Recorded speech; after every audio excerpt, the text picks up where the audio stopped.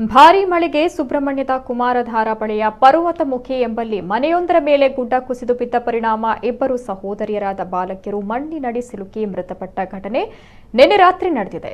ಪರ್ವತಮುಖಿ ನಿವಾಸಿ ಕುಸುಮಾಧರ ಎಂಬುವರ ಮಕ್ಕಳಾದ 11 ವರ್ಷದ ಶ್ರುತಿ ಹಾಗೂ 6 ವರ್ಷದ ಜ್ಞಾನಶ್ರೀ ಮೃತಪಟ್ಟ ಬಾಲಕಿಯರು.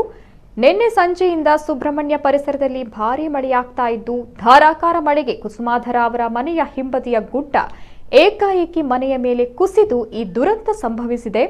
ಪೊಲೀಸ್ ಇಲಾಖೆ ಹಾಗೂ ಪುತ್ತೂರು ಉಪ ವಿಭಾಗಾಧಿಕಾರಿ ಸೇರಿದಂತೆ ಸ್ಥಳೀಯಾಡಳಿತದ ಅಧಿಕಾರಿಗಳು ಸ್ಥಳಕ್ಕೆ ಧಾವಿಸಿದ್ದು ಜೆಸಿಬಿ ಮೂಲಕ ಮಣ್ಣು ತೆರವು ಕಾರ್ಯಾಚರಣೆ ನಡೆಸಿದ್ದಾರೆ.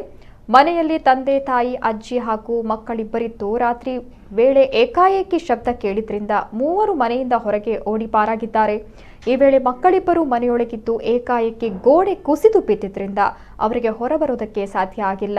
ಮರುಕ್ಷಣವೇ ಮನೆಯ ಮೇಲೆ ಭಾರೀ ಪ್ರಮಾಣದಲ್ಲಿ ಗುಡ್ಡ ಕುಸಿದ ಪರಿಣಾಮ ಮಕ್ಕಳಿಬ್ಬರು ಅದರಡಿಗೆ ಸಿಲುಕಿ ಮೃತಪಟ್ಟಿದ್ದಾರೆ.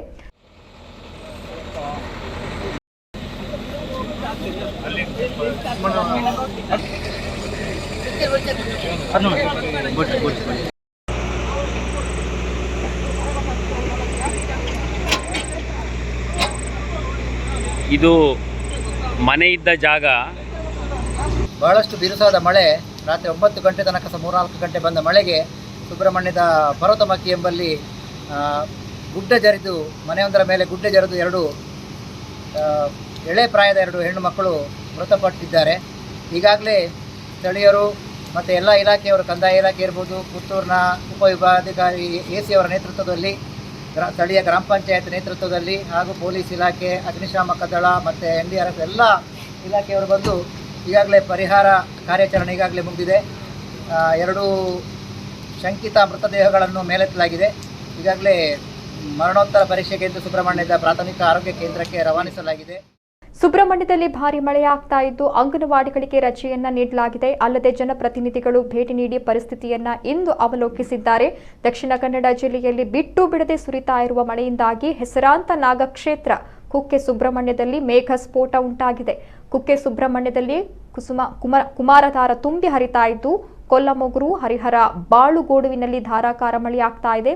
ಇಲ್ಲಿ ಗರಿಷ್ಠ ಎಚ್ಚರಿಕೆ ವಹಿಸಲು SDRF, NDRFಗೆ ಸೂಚನೆ ನೀಡಲಾಗಿದೆ. ಅಲ್ಲದೆ ಭಕ್ತರು ಕುಕ್ಕೆ ಸುಬ್ರಹ್ಮಣ್ಯಕ್ಕೆ ತೆರಳದಂತೆ ಜಿಲ್ಲಾಧಿಕಾರಿ ಸೂಚಿಸಿದ್ದಾರೆ.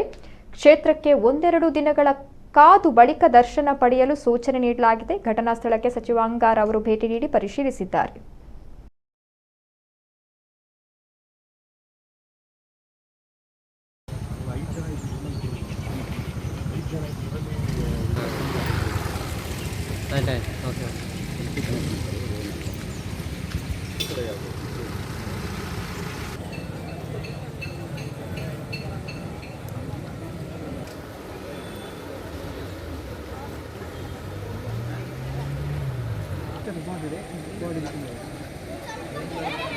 Benim de kala oraya kalan.